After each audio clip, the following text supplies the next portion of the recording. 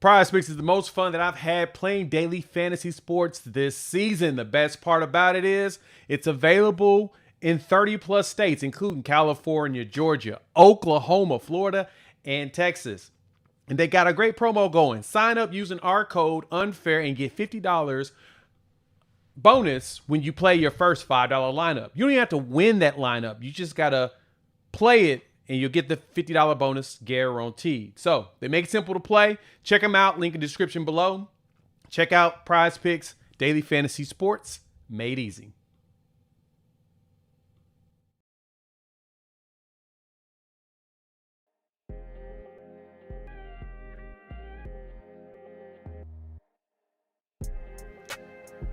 Another Sunday and another unfortunate L. We're going to talk about that and more here on the Sooner or Later Sports Show. We got special guest Jason. I'm Jay. Thanks for pulling up here on the YouTube channel and listening wherever podcasts are downloaded and listened to. While you're here, please wipe your feet, like, subscribe, rate, review, give us 5 stars. You don't think we deserve it? Just give us 5 anyway and gift it. So on today's episode of the Sooner or Later Sports Show, we got a few good things to talk about. Kind of like we'll talk about the Ole Miss game, and I'm gonna tell y'all about my my tour around the Grove. Then me and Jason to break down thoughts on offense and defense and what we need to do to go forward. So, Jason, thanks for pulling up. Coop was not feeling well. Jason came in to join us. How's it going, my man? Hey man, it's always good to jump on with you, man. I was excited to get a chance to come on. Sorry, Coop ain't feeling good, but you know. I know it's been a bit. We've been need to get you back on, man. I've been slacking on my hitting people up. I just more so just riding off the seat of my pants because I've been too lazy to actually make a plan. But hey, all good. We're gonna start working on the collaborations a lot more. We may have one more join us in a minute. But hey, man, of course we gotta talk about the game. We've got to talk about first I want to open up and talk about the Grove. What's good, everybody? Thank y'all for pulling up. Go ahead and hit the like button. If you're new to the channel, subscribe. We'll wait for the next person to join if he's able to get in here. In your DM. But I went out there to Oxford. I went to check out the game myself. Decided to splurge, saved up, said this is the game I'm going to go to on the road. And ladies and gentlemen, I went. Jason. So you've heard the legends of the Grove, right? Have you been? I have not been to the Grove, man. I was really hoping to get out there this year, but then right. So many people have talked about the Grove and they've talked about all of the allure of it. And I'm going to tell you right now, everything you've heard is true. It is the wildest tailgate I have ever been into in my life. And I'm telling y'all this because, like, when you get there, you got the big stadium, Vaught Hemingway. I think it's probably like 60-something thousand, so it's not huge. But it's a nice size one, right? Yeah. And so I walked up there and I saw my guy, Gridiron Insight. What's going on, Mr. Dent? Saw him and I was like, because he's in Mississippi. Big Marcus. And I hit him up. Man. Yeah. And I said, hey, I need to see the Grove. He's like, all right, this is what you do. Go down to the other side, north side of the stadium, and just keep walking. Don't worry. You will see it. All right. All right. Cool. Well, sure. All right. I get it. Everybody's on hype. From Mississippi, I get it. Got to hype it. Man, when I saw them tents, Jason, they did not stop. I swear to you, I felt like I was at a swap meet. Yeah. I felt like I was at, like the swap meets, how they have all the tables and stuff, and there's so many people just move. That's what it was like. Trying to pull you in and all that kind of stuff. Yes. Like it was just, because supposedly it's 4 to 6 acres, and it's just all tents. Now, I've also been to Tuscaloosa. Bama does it pretty good too. There's about 2 acres of tents, right? Now, this is like at least twice as big. They do this stuff real. This is what they do. This is what they do well. Yeah. We need to figure this out here. Sooner Nation, University of Oklahoma, Sooner Athletics. We need to figure out this ourselves. because it's hands down the coolest experience I've ever had in my life. Mm-hmm. The people were nice. They were pulling you in. They saw you in your Sooner gear. They trying to pull you in to like get you to get some drink, get some food. Yeah, trying to get They you. had Vittles. Hey, man. Mm-hmm. It's like, hey, Sooner fan, come on over here. And it was funny because they had interacted with a lot of Sooner fans. Yeah. And they talked about, man, hey, y'all have been amazing. And y'all travel a lot. There's a ton of you here. I was like, yeah, we do. We were winning. And we're not even winning. We suck right now, and we're traveling everywhere. And that's the thing I think was impressive the most is that y'all are kind of struggling, but y'all are here. Like, y'all are here in droves. Mm-hmm. We were amazed at how much Crimson is walking around. And I was like, thank you. We try to travel well. So, Sooner Nation, I'm going to give it to you all. You did a fantastic job of showing up and showing out. Now, the team gave y'all the first half. Much more out of that. We're going to break that down. We're going to talk about it. Don't worry. Hey, everybody in the chat. Don't worry about it. We'll talk about all of that. Furry Murray, yeah, I've been to LSU's. It ain't got nothing on Oxford, on the Grove. It ain't got nothing on the Grove. At all. Tuscaloosa ain't got nothing on the Grove. LSU, and they tailgate at LSU. They ain't got nothing on the Grove. Nayland, Tennessee, they ain't got nothing on the Grove, and they tailgate too. It's on the inside of the stadiums that these places are rocking and rolling then, in other words. Yep. Okay. It's the outside, the Grove, masterful. And I've been to LSU multiple times. It ain't got nothing on the Grove. I was in shock. Yeah, LSU. When I walked through there. And LSU's a trip. It's fun too. But no, I think it's more so because the Grove is so organized. It's amazing how organized it is. So, yeah, want to talk about that because I thought it was fun. It was a great environment to go to. If you can get there go ahead and start saving now. We'll probably play there again in 5 years, 3 years, in 3 years, 3 years. Because next year they come here. The 2 years after that, we'll have. I think they're gonna flip us and give us the other schedule. And then I think if we go to 9 games. Is it going to be that long before they go to 9 games, you think? Possibly. Because I think, honestly, I think the negotiations right now is around if they're going to do the Super League stuff or not. Well, yeah, because they're definitely trying to figure out whether or not. I think you want to see how many you get in from the Big Ten and the SEC because they don't know that going to 9 games is going to benefit the big boys when – you're already playing tough opponents all the time. So I think that's the big thing. I know Texas fans, Oklahoma fans, we're ready to go to 9 so that you can play everybody, but we're used to it. Yeah. Right? That's what we did it in the Big 12 for all those years. And yeah, they'll keep the 2 rivalry games as well. Like you'll have locked games that you're not going to lose. 3 rivalry games every year if you go to 9. Yeah, it'd be like 2 or 3. If they go to 9, it'll be 3. If they stick at 8, it'll probably be just 2, but they're going to keep the rivalries in there. That's the goal, is to keep traditions going while at the same time. Yeah. They want to get everybody to be able to play each other. I'm hoping our non-con schedules, that's the only thing I like about the Super League, the idea, is the non-cons will probably be a lot more, you'll be playing a lot of big boys in other conferences that help measure up, right? Can help you measure up even as you prepare for your conference. So, I digress on that. Oxford's legit. Just know that everybody's figured that out one day. Go out there to the Hottie Toddy. It's worth it. It's just worth being there. It's worth being there. It's all I got to say. It's worth. And when they wear their powder blues, it looks just beautiful in the stadium. I was impressed. So with that, Jason, let's talk some ball. I know everybody's in here. Everybody see my shirt. BV, we trust. I still trust in BV. And I say that because they didn't hire him to be the quick fix, right? The 1 year he had a mostly healthy squad, we went 10-3. And in those 2 games in the season, we lost Stutzman. So you lost the anchor to your defense that you were rebuilding. Right.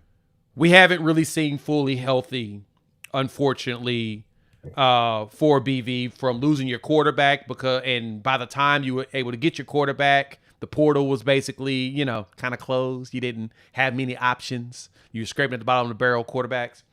And that was more so Caleb waited till the last minute to make a decision. Telling Dylan Gabriel that he had the job and there wouldn't be a competition didn't exactly help either. Bring some guys in there with you. Yeah. So that one hurt. And then of course, not last season was solid. This year we've just been living in offensive injury purgatory. Now losing Gentry does hurt, you can tell. Same thing with losing Kendall Dobie, which man, that hurts. That still hurts my soul. Me too. That we ain't got Kendall Dobie, man. That's the one player that I was hoping would at least be around, but that's a big one. All right, we got our next person in here. We got Chris. What's going on, man? Horns Down Podcast. Thank you for pulling up. Good, we're about to start talking about. We were just talking about the Oxford. Talked about the Grove. I was out there.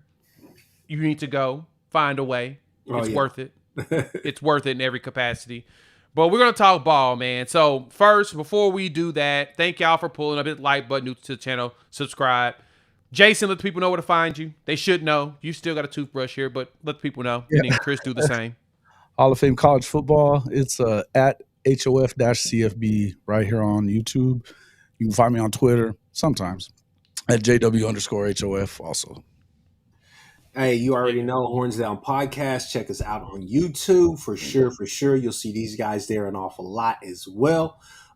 Family show, cool show. We talk a little noise, a lot of noise about Texas. Actually, a lot of noise. You talk a lot of noise. But hey man, look, we pump out some content, so definitely come out there and check us out. Like, subscribe, and do all that. Exactly. We appreciate that. And I appreciate him coming on. Coop, like I said, mentioned at the beginning, was not feeling well, so he couldn't pull up today. But we're going to talk about this game, man. First, let's lead off with this. First half, we're going to talk about the good. Because damn, that was a good first half. I'm not going to lie. That was exceeded more of my expectations. And I see some of the questions here. My guy Truth, my resident Texas fan, was good. Truth, you asked a question about BB. Don't worry. We're going to talk about the offensive staff members as we go. We will. But that first half, when I watched the way it played out, as the memes were flying online, JJF, my apologies, I was not familiar with your game. That's literally all you saw flying. Because it was called well. You saw the confidence in Jackson Arnold. Yeah. You saw even though he got, I think in 76 plays, I saw the tweet went out via PFF. With the first 76 plays, we allowed 1 sack. So as bad as we complained about the offensive line, they weren't really giving up sacks like that. It was actually pretty solid. And it was still banged up. We still saw a lot of injuries. But overall, you saw Barnes running hard. You saw movement. The defense, besides that first possession, which I heard that we had communication problems. The headsets were broken or something like that. That sucks. Yeah. That I didn't hear. Yeah, that's what I've been seeing all over places. That I think they said that on the broadcast, is that the headsets were out in the first possession. We looked way more competent in the first half than we looked the entire season. Then what happened? Sexton gets hurt. And then everything fell back to shit. First half, though. Talk to me, Jason. How did you feel about that first half, especially on offense? How did that make you feel? Yeah, well, it looked good that they had a plan. That there was something brewing there. You could tell that they were stacking plays off of each other. It looked very similar to what you saw with Levy a lot of times over the last couple of years. So they had a true goal, what they were headed towards. I think that overall the calls seemed to be the right way, and they were doing things to keep Jackson from getting punished. They ran the ball pretty effectively. I liked seeing them run more of that outside zone look that they had. Just looked like they were a little more decisive, right? A little more decisive. Mm-hmm. So a lot of that was, there's some indecisive things that I saw going on the rest of the game. We'll talk about that obviously in a minute. But overall, I guess it's what we probably should have expected from JJF. Because what else does he know? that's the offense that he's kind of been cutting his teeth in for a while now, working with Lane and Levy, obviously. So I think it was the right move, but I was happy about the offense. It was good to see that. I think that they probably could have put up some more points, and they probably should have taken the points on the first drive. Yeah. A couple of things you really wish they would have done, but I don't care if you're going to be aggressive. That's cool.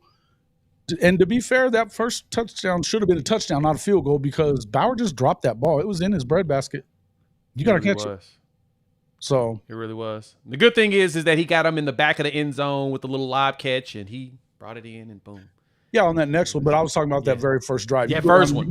Take a lead, or tie the game anyway. They gave up that touchdown on the first one, but you're going to go down and tie it right there. It would have been. It's just important to go ahead and try to capitalize as little as we've been in scoring range the last month or so. No, you're right. You hate seeing them leave points on the board, Yeah. You can't leave those points on the field. You need to take them, especially with how few that we're getting our hands on right now. Chris, how'd you feel about that offense, and what jumped out to you in that first half?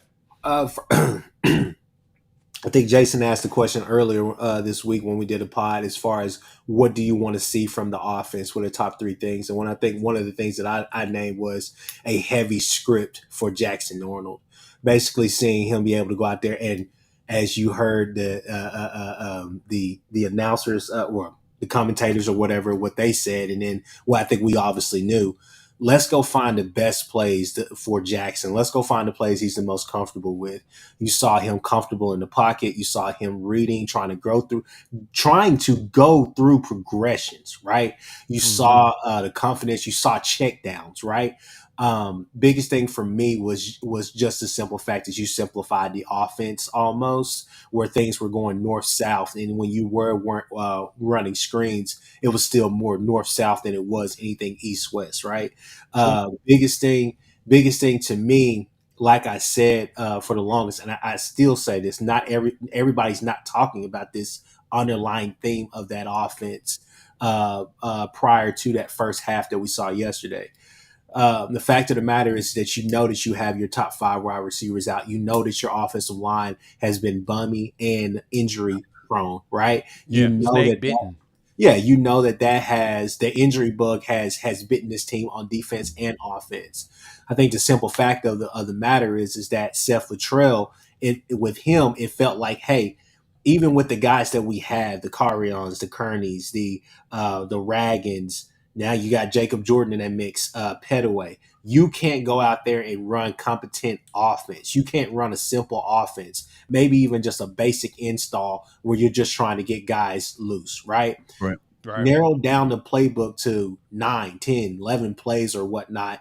Don't go out there and run some complicated scheme or whatever the case may be. It doesn't matter who is at quarterback. They need help. You got to be able to scheme some guys open. So I was definitely pleased with that. It just felt like you saw that first half, to me, spoke not only competent offense, but complementary football. We have that brand of football. We're running that type of offense. We're sitting here, and I think, in the different seats, different temperature, different measuring stick, et cetera, et cetera. So definitely was pleased with what I saw in the first half. It really does look like Jackson Arnold can potentially again be the quarterback of the future here in Norman. So yeah, I think it's still a project. I still think it's a wait and see, but I think that yesterday, from what you saw from him and some of the flashes that you've seen from Hawkins, if you could keep those two guys around, that kind of makes you feel like, okay, well, with the new OC that we do bring in, that question of whether or not we should bring in a portal quarterback, that's going to be an interesting question, because I believe that you do have talent in this quarterback room. You just have to get the right coach to be able to bring that, really, really help them realize their full potential. But again, Jackson Arnold, he made me kind of believe that again, seeing that, because that's a good defense. That's a good defense.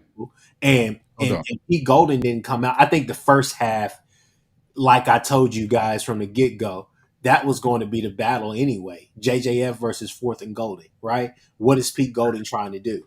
Second half, I think he actually said, I think Kiffin probably went in there and said, hey, what are we doing? Like, dude, let's just run them out. Like, let's adjust and let's run them out. Like, what are we doing? Like tighten up.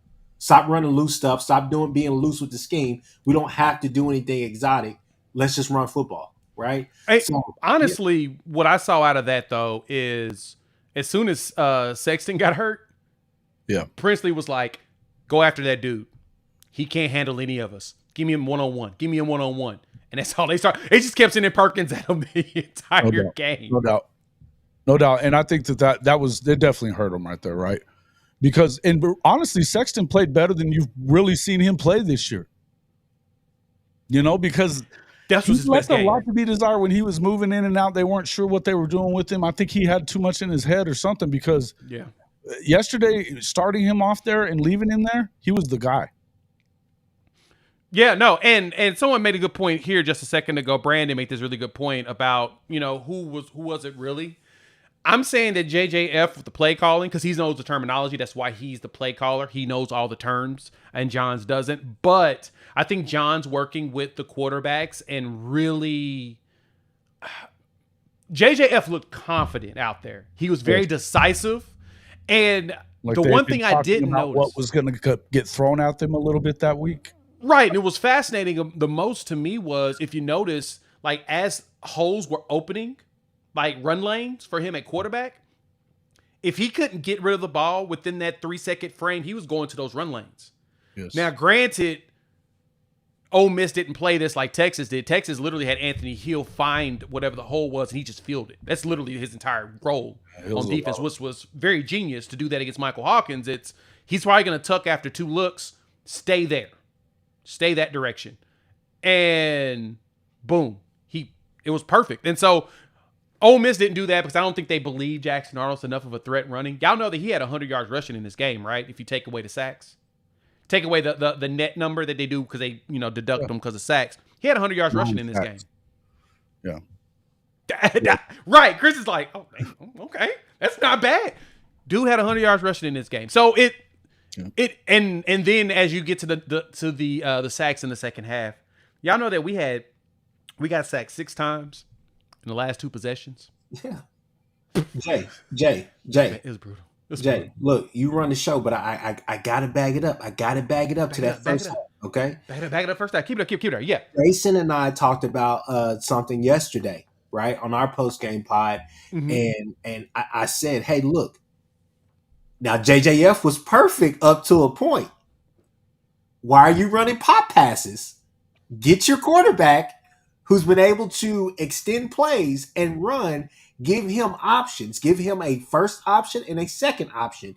Do a sprint play. Do some type of sprint, some type of bootleg. Get him out there where he has probably a guy basically running an orbit route in the end zone. Then you got your running back, or you can have Bauer Sharp, whoever, at that second level to give him options. And guess what? You got blockers in front of him with the running back, the tight end, to give him a chance to go in there and make a 2-yard touchdown. What are we doing? Why are we running pop passes? And you're right. Going to work against Houston. That's going to work against Temple. That's not going to work against these teams every single time. And you ran it twice. Yeah, no, you're right, because in the beginning of the game, you started to see them move the pocket around. Right, you do those sprints, like you said, those sprint outs, those bootlegs, and that's when you start to see the comfort of Jackson Arnold, because he actually throws very well on the run. I don't like running that on the best. Right, always was best was running, getting out of the pocket, rolling the pocket to one side or the other, and letting him be an athlete. I don't like the doing it on the short side. Like, I don't want you to throw it to the sideline and have somebody try to extend and do those mad catches. No, Agreed. Do it in space. Give me more space. And I think that if we would have leveraged more space, things would have been better. But overall, first half though, man, that is what, if we would have had that all season, we would have a much better outlook this season. Much better outlook. That's all you needed. Even with all the injuries, your quarterback's not getting leveled all the time. That helps. That helps a lot. And then, of course, as Sexton goes down, which sucks, and I'm hoping that it's nothing serious, but I know he was slamming his arm on the ground, and Jackson Arnold looked distressed the minute that he was down there. I was like, uh-oh. You can see it on his face. Everybody in the stadium, we looking at each other like, yeah, I don't think this is a good situation. And you bring in the redshirt freshman. And so, as a lot of people have said, we should play the young guys. You have to understand, every player we have that are recruits are redshirt sophomores and down, except for Sexton and Taylor. They came in the 22 class. Actually, no, that makes them redshirt sophomores. So, yeah, either redshirt sophomores or down with recruits. All of them are young. Your transfers are your veterans, and that's why we had to dig into the portal. It's because we had no more veteran presence. All of our veterans were gone. We had like 5 dudes go league, 4 dudes hit the portal because they weren't going to play. But you're young, and that sucks. That sucks. And then add injuries on top of it. That sucks. So snake bitten, as is mentioned in the chat a lot. We were snake bitten, so that's what things rear their heads though, is when you've got issues with, if you've got a bunch of issues all together, the big one is going to be decision making. Yes. And there weren't decisions being made that were for the benefit of this offense from day one. So when you have a bunch of injuries to key people, it's going to show up a lot more. It does. It magnifies everything around it. You're 100% right. And that was why you had to make a offensive coordinator change. You could tell it's just, there was no response. It wasn't working. It looked bad. Just bad. But this game looked good for the first one. And I'm hoping this is something we could build off of. We got Maine this weekend. I'm not going to pretend like that one shouldn't be a good one for us. We've got Maine. Then we travel to Missouri, which to me, Missouri's not looking too good without their quarterback. We'll talk about them later. We'll bash them because when Brady, because I think is Cook hand broken? Somebody said they think his hand's broken. I thought he got a messed up ankle. Was messed up. Yeah, I thought it was ankle. He hurt his ankle the week before. But this game, somebody was saying they think his hand's broken. I don't know. There is one fix that you have to make to beat Missouri, and we'll talk about that later. Yeah. Oh, yeah, he did injure his hand against Bama. He hurt his ankle the week before. They shot him up, and he went back in the game and won it. Who did they play last week? Was it Vandy? No, it wasn't Vandy. Oh, it was Auburn. It was Auburn. Because Auburn cost me money with that mess. But anyway, punks. Makes me mad. Never believe in Auburn. I've learned my lesson on that. Never believe in them. But anyway, he hurts his ankle in that game, comes back late, wins it. Then he hurts his hand against Bama. That's going to be interesting. We'll talk Missouri a little bit later, but before we jump on kind of how the defense played, we got to talk a little bit more about how about the staff, because the question has been popped up in here a lot about the offensive line, about Bill Bedenbaugh. Everybody's asking about this guy. So I'll say this. This is my one take heavy on it, and I'll probably do a long form video on it a little bit later. I blame Brent Venables for the Seth Luttrell hire. He tried to do something, and it just did not work. He should have went ahead and went a little bit over the ledge, said screw the quote-unquote continuity, find somebody that you feel like could have worked closely with your quarterback. Now, granted, we thought, since Luttrell was here for the last season as an analyst, that it should have been a good handover.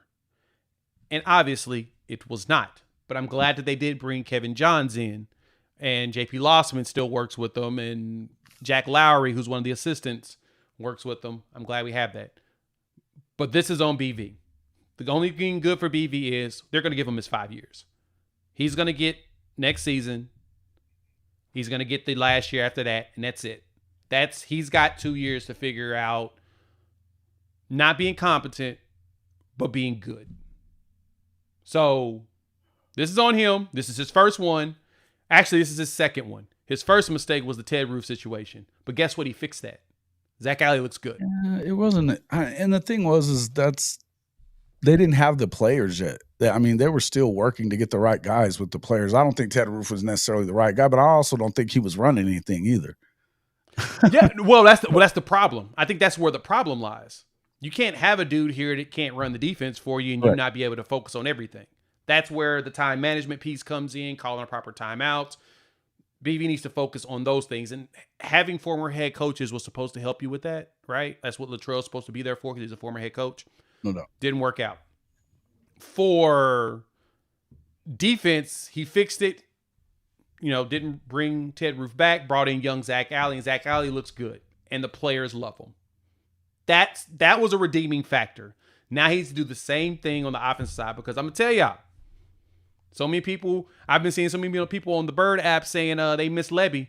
I could have sworn they were the same ones saying Lebby got to go. Am I crazy? I'm one of those people. I'm eating crow on that. And Dylan, I was a bit premature to say that, and I didn't have to say it for you. well, I'll say this right here because you look at Lebby. Lebby's moving the ball on just about everybody. Now he's not winning, but he's moving the ball on a lot of people. Right. And I think that he may have learned his lesson about time management, about not going out there and having 50-second drives. So. Yeah. I mean, having a mobile quarterback has helped him look more confident. Well, that's true. Yeah. Van Buren is MVP. But like I said yesterday, look, I know some people are out, some people are this and that, whatever the case may be. I got all the faith in the world in BV. It's going to take seeing him hire an OC and coming in here and falling on his face yet again, right? After the Seth Luttrell debacle, it's going to take seeing a competent OC. Big name, whatever name, however you want to go about it, it's going to take that to really convince me or show me that, hey, no, I don't necessarily know if this is going to work. Because I feel like that defense, he came in here and did what we thought was going to be impossible and pretty much fixed your defense, right? I think the defensive numbers would be even better right now if we had a better offense. But that's true.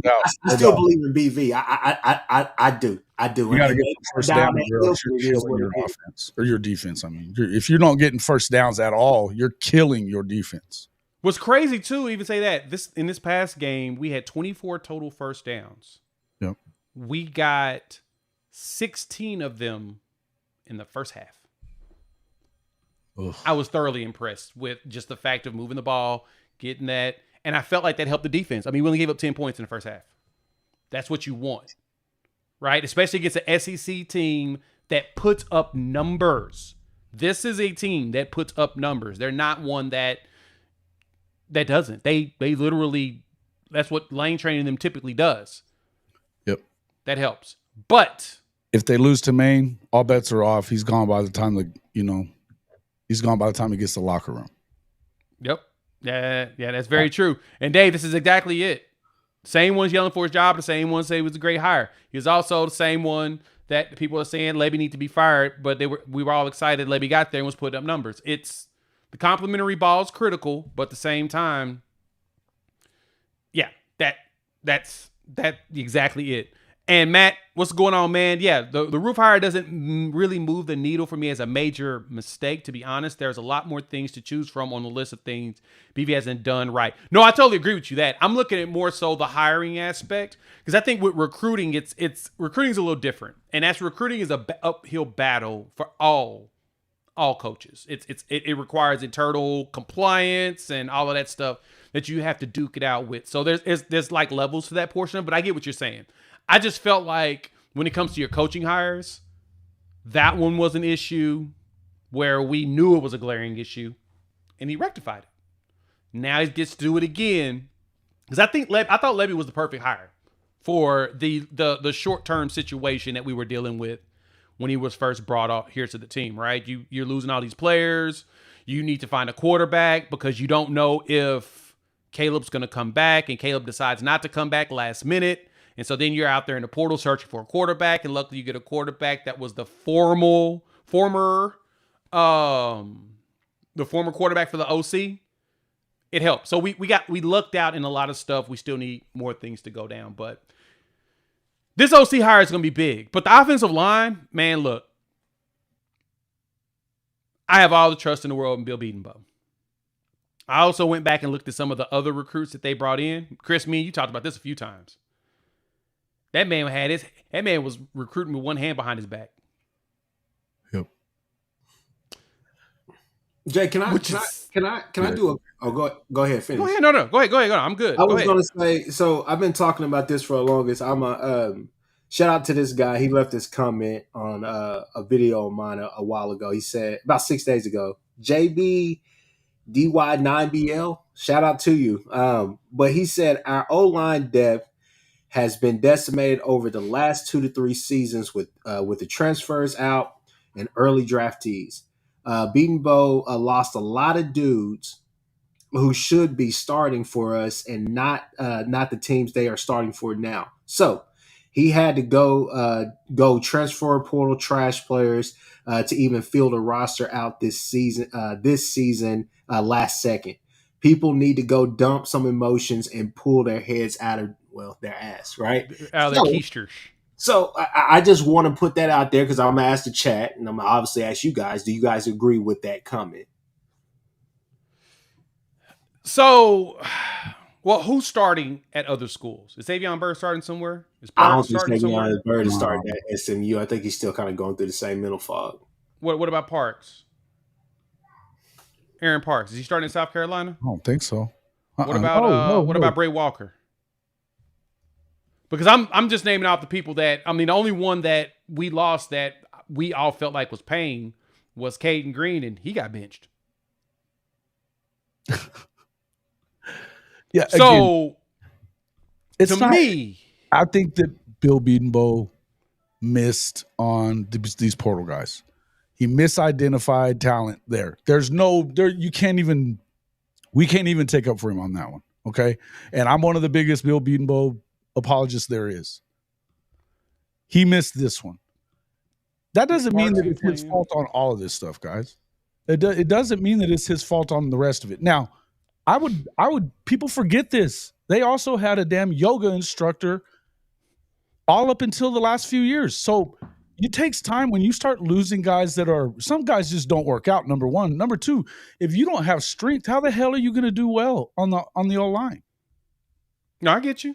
And Savion Byrd's he's starting to play a little bit more there at SMU now. He's starting to get more snaps. Know you too. He's getting more snaps. Yeah, he had his moments here too. No, you're very fair. No lie. You're 100% correct. To me, the slander of Bill Beatonbow, you have to take in context going back and looking at some of the old classes. You got to look at some of the old players that were recruited and that were all built, like you mentioned, for that aesthetic. 22 was Speed, Sexton. not comfort. 20, yeah, right. Sexton and Taylor were your 22 guys. I think they were the only two in that class outside of, I think it was Cullen Montgomery in that class too? I think so. Let me verify. I will tell y'all right now. But 22, you didn't have had a lot of guys because the 21 guys transferred out, and you had Wanye Morris transfer in. Anton Harrison was the only one left. Anton Harrison ended up going first round, so he did well there.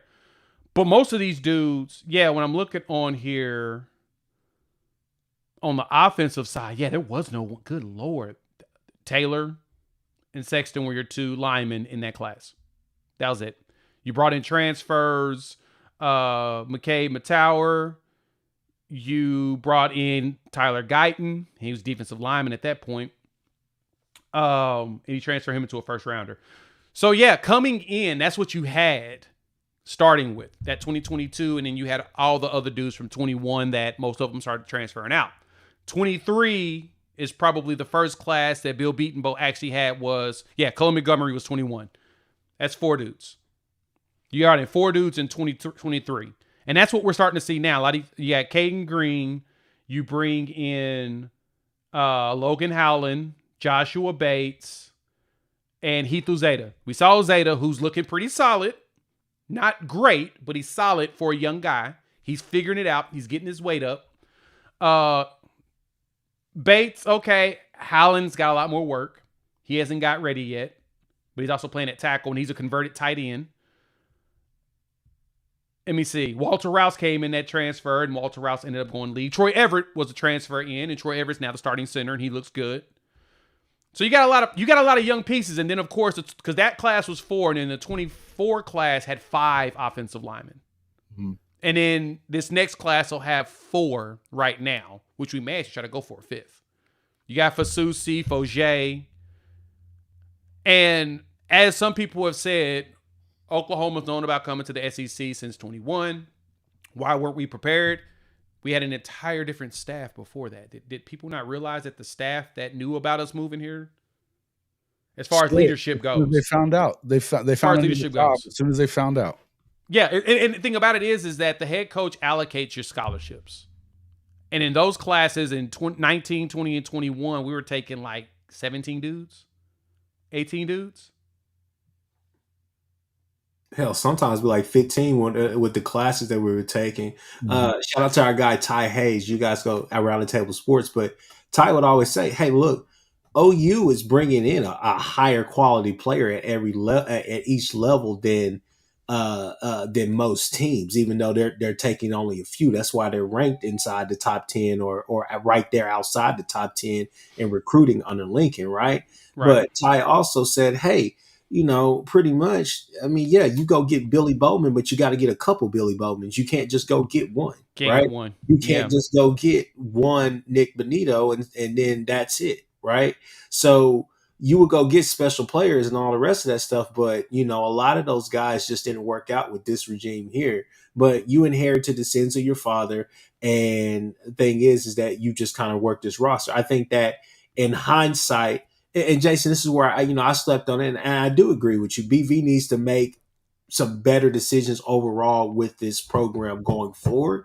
Yeah. And one of those, I think that me and my uncle, we talk about this all the time. I think one thing that BV regrets probably the most, and this is me just putting thoughts and words in his mind and his mouth, I bet you that 22 season coming here, he wouldn't have did it the Clemson way, trying to win with the guys that we had. I think he portal a lot harder than what he did to try to get a couple more guys on top of what he did in here, because I think now he realizes that would have at least kind of gave him some time to kind of set us up for, and maybe go get some kids that maybe had maybe a year or two of eligibility still. You get what I'm saying? Instead of getting some of those 1-year rentals like we did with like Colden and the other kids. So I think that's something in hindsight you got to look at. So there were some missteps that were taken, right? I wouldn't call it true mistakes, but I would say there's some missteps that were had.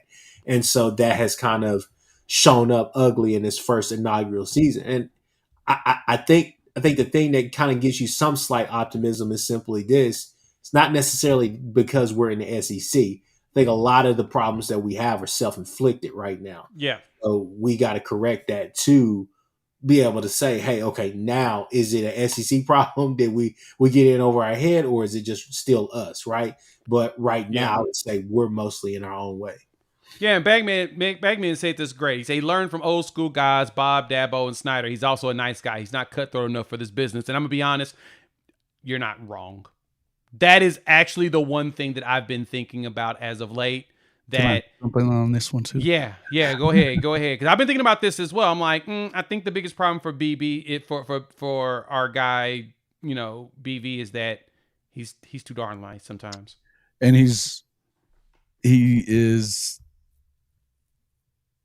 not quick to make decisions. Man, he's indecisive. Emblematic of the whole thing. Thinking about going for it, down 2 scores late in the third. You need a timeout to decide to punt. Yeah, that annoyed me. I'm not talking about the decision. You want to go for it there. It's probably not the best time to go for that in that situation, being on your own 30. But you're going to need a timeout to make the choice not to do that.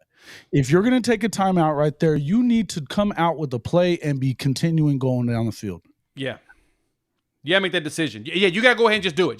Just rip the Band-Aid and go out there and go for it. Go ahead and drop your nuts and go. And I don't have a problem with dropping your nuts in situations like that. I'm with you that you can, you don't have to go there. And again, I'm not one of those guys that says you have to go for it all the time either. I think earlier in the game, they should have taken the damn points. You know what I mean? Yeah, I agree. I said that when I was saying the same. I was like, those 3 points are going to haunt us later on in this game.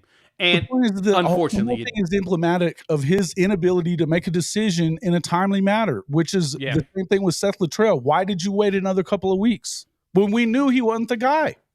Yeah, No, I agree. I'm with you on that part. And so that's going to be the indictment on BV to figure it out. But that's the other thing, too. As Bagman mentioned, I mentioned this before on the show. BV's a nice dude. Like, legitimately, everyone loves him. Every parent I've talked to, even for recruits that didn't come here, they're like, it wasn't because of BV. It wasn't because of offer on the table. It wasn't because of that. We just felt like this one's a little bit better for us at the time. But that is the nicest human being I've ever met. And you can tell he genuinely cares. Sometimes that sucks. Because, Chris, you made the perfect point. I've had a few people say this before, and I 100% agree. The one thing that BV is going to regret is not cleaning the house his first year. He was like, no, I'm going to give people a chance. I'm not going to do what Prime did. Nah, you should have did what Prime did. Should have did what Prime did. Hindsight 50-50, as Cam Newton would say. His hindsight is 50-50. You think that you should have been like, nah, we're going to have to clean house. And second year he did. Second year he did. Coming into this year, he did a little bit. And I think this season here, he'll do it even more. And I think he's for some of the missteps that he has made, he's made a lot of progress.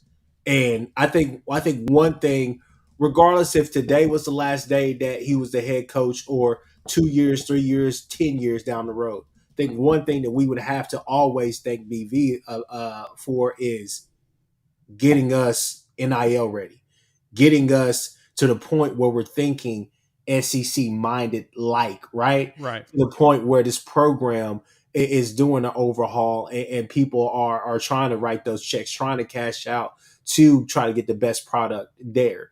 So, I mean, that's the reason why I say, like, look, I get it. There's some things that come with time. There's some things that have shown up early and often that we don't like. But people, this is what I would say to y'all. You can't tell me that you don't think that a competent defense, a competent OC, a competent offense paired with this defense couldn't go out there and do the same thing that you're seeing. And as I told you guys, you can call the SEC and all the rest of the stuff. There's a lot of teams out there struggling. Jason, we talked about it a few years ago. This was going to be a perfect year for OU, for Texas to be in the SEC. Why? People are starting new quarterbacks. People have new coaches. People have coaches taking over historic programs. Which one of these coaches, aside from Kirby, has done anything in this league? That's what I'm saying. The only one that's gotten close is Brian Kelly, who played in the SEC championship game. That's about it. Yeah. And so now it looks like it's going to be between them and A&M and Texas at the end of the season, figuring out who's going to go in Georgia. And that's the funny thing about it. Going into next year, the narrative is going to be a lot of people are still starting over, right? Right. Because Milroe's gone, and you say, okay, well, Ty Simpson, he should step in there and just light it up. I don't know, right? Vandy, who are they returning? Are they going to return the Pavia kid and all the rest of those people that are there? They're probably going to lose a lot. So I mean, it's a lot that's unknown, man. Because we'll stick to this season, but I'm just telling y'all, like the SEC right now, it's not wide open. It's none of that. But I'm just telling you, there is a lot that has happened this year has shown me there's a lot of parity in the SEC right now. Yeah, it is. It looks like it. I mean, Texas almost lost to Vandy yesterday. That tells you a lot. Yeah. When Vandy has gotten good crazy that fast in the SEC, don't tell me that the SEC is unwinnable. Yeah, it's extremely competitive, Jason. That top to bottom, it's everybody's balling. And to be honest, the Big Ten is looking a little bit more scary than people want to give credit to. A&M goes, well, yeah, and think about it. A&M goes from, what are they, 8-5 last year? 7-5? Yes. Yeah, 7-5. They beat the crap out of LSU yesterday. Yeah, and that was and here they are undefeated in the SEC a year after that in 1 year. So you can flip this thing around. It's all with this defense that Oklahoma has, which will be better if you have a competent offense. You're good. You can flip this thing quick. You just have to do it, though. Yeah, that's the thing. You got to go be aggressive at this point. Moving forward, the nice guy thing to other coaches has to go. You got to continue to be great to recruits, be great human being in general, because we like people with integrity around here. you need to go be aggressive in the portal with some big name portal players. And you also need to be aggressive on the recruiting trail and rebuild this pipeline. I mean, go after some recruits. Go after some recruits that you've been looking for. Chester, thanks for the $2. Fire beating Bo. I don't care what you say. Game pass them by. Yeah, I think that's completely wrong. So I disagree with you there, buddy. I disagree too. 100% disagree with you there. We'll get Michael Fasusi and Ryan Fogier, which Fogier looks fantastic. Dude, he's already top 10 tackle. So you got 2 top 10 tackles coming in this next cycle, all because of Bill Beatonbow. That's going to change it for everybody. Honestly, you may see Fogier get some rotations early. But I'm hopefully we'll see Isaiah Autry dent in the next couple of games. We're hitting that 4-game mark now where it's time to play those dudes. Because you won't jeopardize their red shirt. To me at Maine, I want to see EPL. I want to see Autry. I want to see some BJ Brooks, right? Shoot, toss me a little Isosa in there if you need to. But I want to see at least those 3. Like, now, play them against Maine. That way we can see what we're going to get moving forward. But Jason, outside of that part of it, what's going on? The running back room, man. Barnes works his butt off. Yeah, I got to give him that. I wish he had a little more vision sometimes, but he was hitting the spots yesterday and running hard. I like watching him play. Yeah, he's one of the hardest workers. You can tell he runs hard. All you got to do is get that man going, but he runs hard. He does. You do that. You get him downhill. And honestly, we talk about his vision. It's funny. He had some nice little steps when he was catching those balls on the check down. Thank God we were checking down very often too. Thank you. I've been calling for that all year. I was very happy to see some throws out of into the running back coming out of the backfield yesterday. Yes. Maybe happier than anything in that first half that you saw a lot where he just turned and tossed it to the side, and you're getting 5, 6, 8, 10 yards out of it every time. You should see definitely more of it. I'd love to see more of that kind of stuff, and we've been calling for it forever. So the more you see those kind of things, the better. I just feel like there's a lot of things that the offense wasn't to start the season, and a lot of that adds up to what any deficiencies that the defense has right now. You got to spend some time on the field. You've got to slow them down. It's not just that that they're getting worn out, because I don't think that's always the case. I think some of it is that the defense starts feeling like they got to do too much. They got to do more. They got to go in there and get a pick six. So they try to take away one that maybe you should have gambled there. You see Billy Bowman gamble a lot. It works for him sometimes, but there's certain times that you don't want him doing that.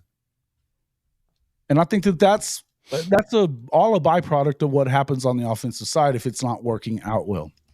We're not used to seeing that at OU. We're not used to seeing that. Right. But we're not. And I don't know. I mean, I get the frustration that everybody has. I now get to see his actual classes that he's tried to build for the SEC get to now play. I look at all of that differently in comparison. I don't look at it the same as before, right? I don't look at it last time. Like a lot of people are looking at. I'm looking at. That's the thing that I'm looking at. I'm looking at the big picture here, and I know that we've got some dudes that are growing up. I was hoping that the transfer would be able to come in and be a nice little bandage for the young guys so that we can start rotating them in and getting them some play. Didn't work out. Couldn't keep anybody healthy. Happens. Fortunately. But again, I disagree on the idea of firing Beatonbow. As our resident Texas fan here keeps saying, please go ahead and fire him. They want that to happen because they will try to swoop him up quick. Rare that I agree with frightening truth. They will try to swoop him up, which I get. So, but anyway, Chris, talk to me about no, I don't know what happened, Chris. You went black and then it just I was like, I'll bring him back in when he comes back. But anyway, running backs though. We were talking about Barnes and how nice he looked catching the ball out the backfield, and he was cutting on people. Oh yeah, no, How does that happen? that was one of the better games that he's had in a while. The skill set, that the flashes that we saw in his freshman year, it's back, right? Want to see him have maybe just a tad bit more wiggle, but I mean, I thought the kid was running hard. I think he made a couple of he made something out of nothing a couple of times, where I was like, oh, that stretch play, that little HB toss, that's not going to work, and then there he goes for another 5-6 yards. Yep. He was able to help us move the chains to stay out of 3rd and longs. He helped us an awful lot. It's on us to really, really work on that. That's something I want to see in this main game. Try to get in the rhythm of really converting those 3rd downs and kind of working on efficiency on that. But I thought that he was really good in his space. He gave Jackson Arnold just really a safety valve, right? One other thing that I would say, gotta hang on to the ball, but that run that led to that and it ultimately was a fumble by Tatum. That was, if not the most explosive run play I've seen all year from one of our running backs. He found a hole, and he hit that, and I was like, "That's our guy." That's our guy. He's the future. Got to hold on to the ball. We definitely got to get the pass blocking better for him. But when I saw that, I said, that's our guy. Like Sam Franklin, all the rest of that stuff, play Hicks. Got to play Hicks. I'm trying to figure out why we're not playing Hicks. Yeah, I really don't understand that. You got to play Hicks. Hicks is kind of do it all, right? Right now, I think those would be my top 3 running backs right now. If I was running out there, I think Hicks can kind of give you the best of both worlds between your bruiser, who would be Javonte, and then kind of just your scat back, finesse back with Tatum at this point in his career. So I think he's kind of the tweener in between those. So I was pleasantly surprised the way we were able to run the ball, but I think we've all been screaming for it early in the season. Run off the tackle. Stop doing this whole inside run game, all the rest of that stuff. You're not going to be able to do any of that until probably next year, hopefully, when everything gels better. But for right now, we're running off the tackles really, really well. And that's the reason why I was saying, Jay, like, get these guys out in space, give them a chance, opposed to trying to run a pop pass or run something that's so compact over the middle. Yep. Unless Barrett Sharp is thrown open or he's just open, I like him when he catches the ball and he's in space. He's faster than what he looks when he's running, but I don't like Barrett Sharp going and trying to make a competitive grab. I don't like that whenever he's having to really go through the trash and try to make a contested catch. I don't like that, right? So that's why I'm saying get them out in space. But you saw a lot of that, which I really liked it. But I thought Bournes ran really hard. Thought Tatum, for what it's worth, thought he looked good. At times he was able to run the ball as well and show some power. Just got to keep churning, man. No, I agree. Jason, defensive line. We started to see some pressure go. We started to see some movement. Little Caden Woodley got his first sack of his career. Yeah, man. How'd you feel about the way the defense was running on the rush in that game? Look, nobody stops this team like that. When's the last time that you saw somebody get Ole Miss to be real bad? The Kentucky game. This is the last time that you really saw it. Then it was 27-24 in the LSU game, something like that? Yep. I want to say that's right. All right. They were getting after Jackson Dart in a way that they're not used to really having them do that. So I think we've got the best defensive line probably in the SEC from left to right, because then everything that you're getting from Jaden Jackson, which is huge as a freshman kid, to get guys like Woolard coming in, he's been waiting to get that sack for a while now. He's been so close on, throughout these games. He looked like that one game against Tennessee. He was all over. Hush, Norman, relax. Norman understands. Yeah, he's pissed off too. Yeah. See? But no, it's Yeah. Continue. Yeah. No, I was just saying that's the big thing. They've been doing really well on the D-line. That was the big reason that you brought Brent Venables in, was so that they could get – you keep talking about SEC ready. Everybody keeps talking about SEC ready, SEC ready.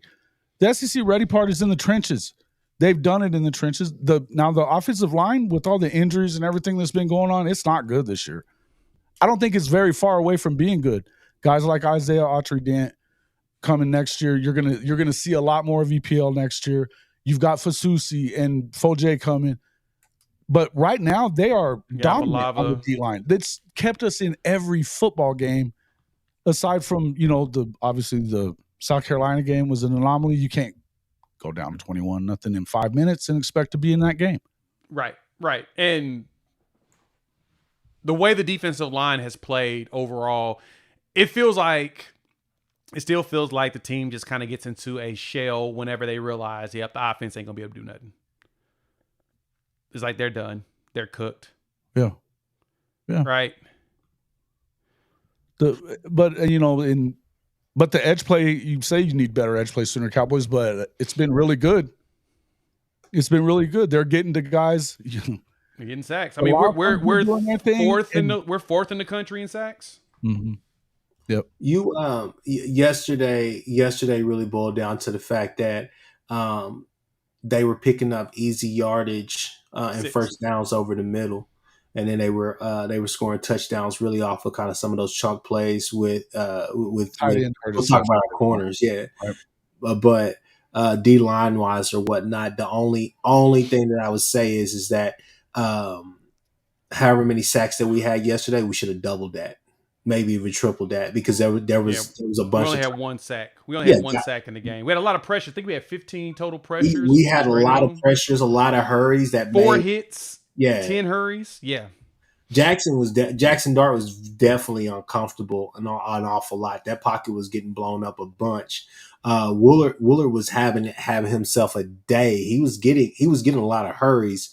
Would have loved for him to have had at least maybe 1 or 2 more sacks, and it's been showing all year. Like, what is his eligibility? Does he have a chance to? Is this it? This is his last year. This is it.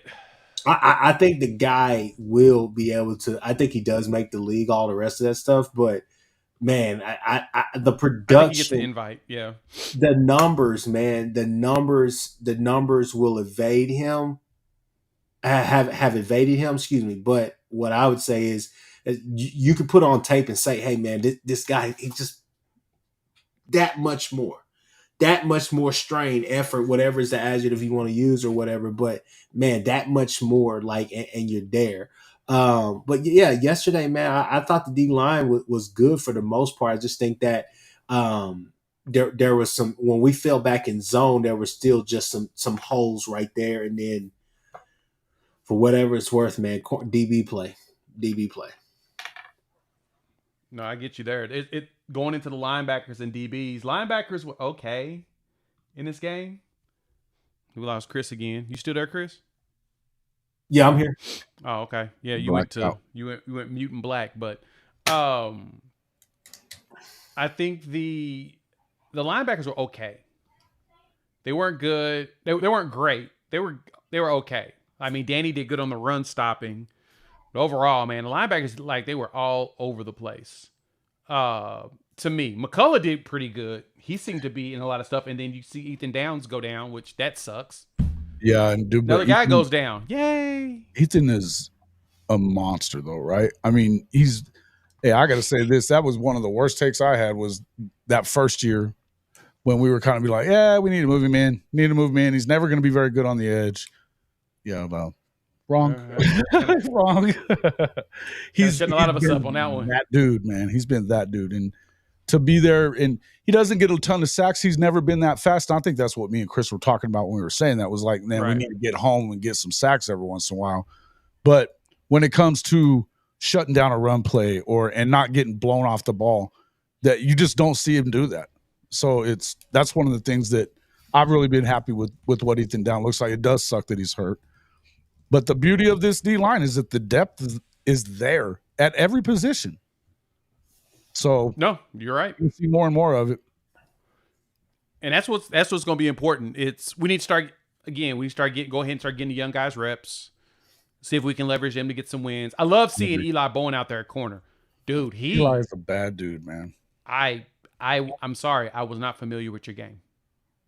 I'm getting tired of seeing Kanai not get his head around on the football, and then hell, not even that, getting beat on double moves and stuff like that, man. It's like I said from the get go. Jay knows this for sure. I've said it a couple of times with me on different shows that we've been on together. Yep. Kanai is talented, but he's definitely frustrating simply because as the game goes on, if you go back to that Kansas game last year, there was a touchdown on him. If you go back, to the Tulane game, I think one of the touchdowns they scored was on him. Yeah, he gets lazy with his technique. He gets really, really lazy with his technique. Has the physical intangibles, the height, the athleticism, all the rest of that.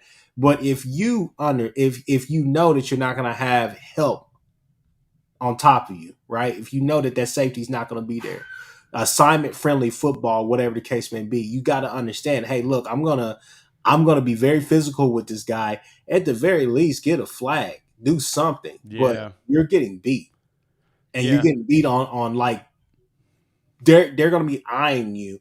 I bet you this main game they're gonna be trying him an awful lot. I bet you they're gonna be doing every type of move, dancing out there. It's gonna look like 7-on-7 in Cali. You know what I'm saying? It's gonna look like a 7-on-7. Right. Well, we were seeing some Jacoby as well. Jacoby's played corner. He's been out there. And he's playing. And whatever's going on with Makari, they need to get his ass out there too. I know he didn't look great against Texas. He hadn't been he'd been hurt or in the doghouse for whatever thing. You got to get him in and let these guys start playing. We're going to go ahead and just start getting these people some experience. Mm-hmm. Start pushing forward. If you're keeping them around, you do. Why is Jacoby not getting in there more? Yeah, Jacoby, I think he didn't play a lot of snaps. He played 6 snaps in this game, and he was decent. I remember seeing his jersey go out there. Eli was playing the most. Oh, Eli's a bad dude, man. He's tough. He's just tough and scrappy, and he does well when he goes to tackle people. He's going to be. We're going to have to do it. He's going to be in your hip pocket no matter what. Yeah, he is. You got to go ahead and start playing. Dez was good in tackling, but he got cooked on a couple of plays, especially in zone. He kept play. They kept. You could tell that the corners was trying to watch Dart and keep him from running. And to me, it's like, no, that's the linebacker's job. Drop back in your zone. If you see a dude running past you, you follow them, and watch out for that little pocket that Lane Kiffin is very good at finding. Don't put yourself in that situation. So we've got to do better when it comes to that. I think the defense, at this point, Maine's not a concern. Maine is now a game for us to watch to kind of get an idea of what things look like. But I think long-term, our corner position is going to look a lot better. Like, again, they brought in some portal guys. Now we got the young guys out there, and we got to start playing them. We got to play, like I said, we got to play McCarty. You got to play Jacoby. Go ahead and get the young dudes out there. Let them get physical.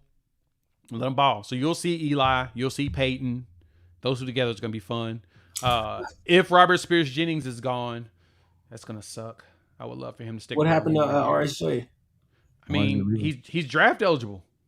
Oh. I don't see him leaving for that. Yeah, I don't see him. I think he comes back. But after the season, I mean, here's the thought. Depth is real, though, man. That would be the one that I would worry about the least. That's true. One question that I have for you, Jay, I asked Jason this yesterday, him and Chris Mason. With what we've seen from Kanai and some of those issues or whatnot, and I think somebody in the comments yesterday said it great. He's great. Well, no, they said it's about this guy. Would you replace him? Would you replace Kanai? Put Woody back over there? No. I think Woody can be with guys a lot better than Kanai can, but he's not athletic enough to come down with the ball if it's a 50-50 deal. Yeah, that's the problem with him. Like, he had a solid game in this one, but yeah, he 50-50s, he's getting cooked. But the problem with Woody is he also not very good at trailing people in the slot. Like, everything that you would expect him to be really good at, the things that looks good on NFL tape, he has not been good at. You probably should. I would like, and Jimmy, I like that. I like Kanai safety. Put him up high. He does well high, and just as Chris mentioned, he kind of breaks down his technique when he gets a little too comfortable. Put him out there at safety. I've been saying this a lot too, though. Is why not have Peyton go play corner as well? We've seen him run with guys and get his head turned around, and he's got the speed. I'd rather see him running with guys. We know That's he can actually cover. a good point. We know he can cover. And if you realize the best Venables defenses, they're kind of positionless. That's a good point. That's a good point.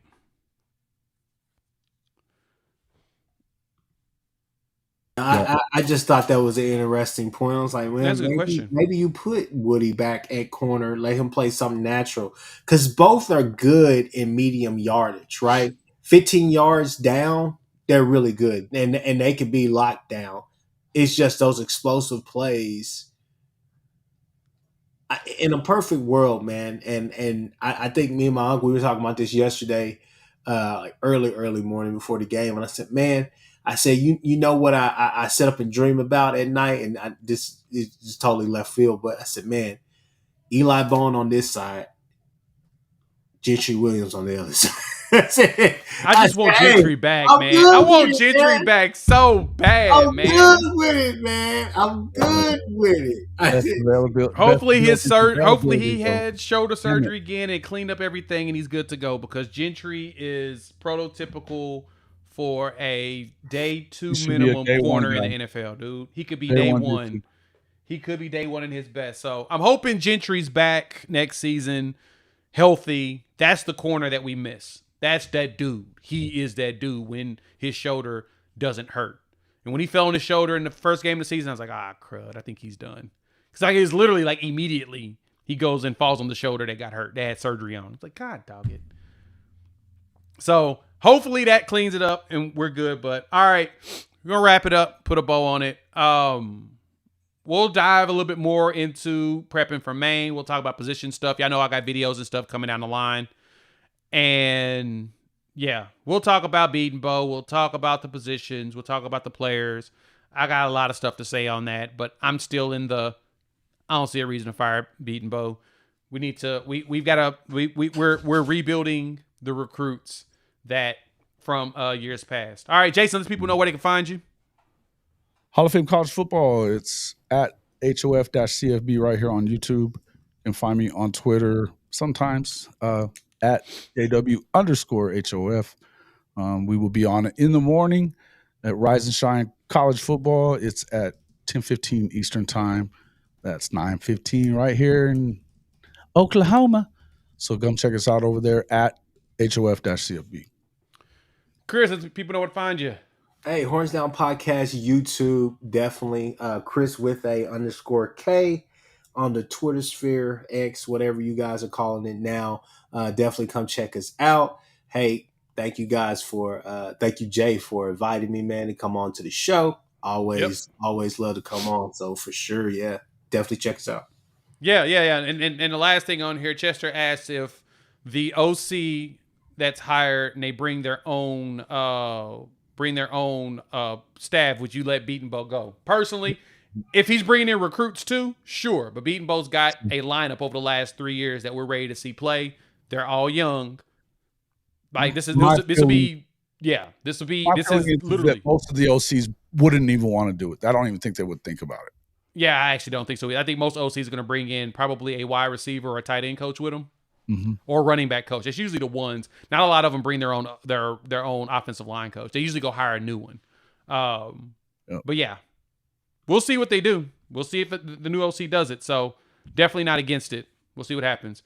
Right. Thank y'all for pulling up. Hit the like button. New to the channel, subscribe, rate, review, give us 5. Check out Prize Picks. Sign up. Link in the description below. Give you a $50 bonus when you play your first $5 lineup. Prize Picks.